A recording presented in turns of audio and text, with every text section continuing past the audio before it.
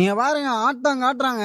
Hello guys, நம்ம இப்போ எங்க வந்திருக்கோம்னா நம்ம திருவொற்றியூர்ல புதுசா ஓபன் பண்ணிருக்க போட் ஹவுஸ் பார்க்க தாங்க வந்தோம். இங்க பாத்தீங்கன்னா motor boat, pedal boat, water scooter, kayak, aqua zorbing, roller அப்படின்னு நிறைய ரைடு இருக்கு. இந்த ரைட்ஸோட சார்ஜ் பாத்தீங்கன்னா 150 ரூபாயில இருந்து 500 வரைக்கும் இருக்கு.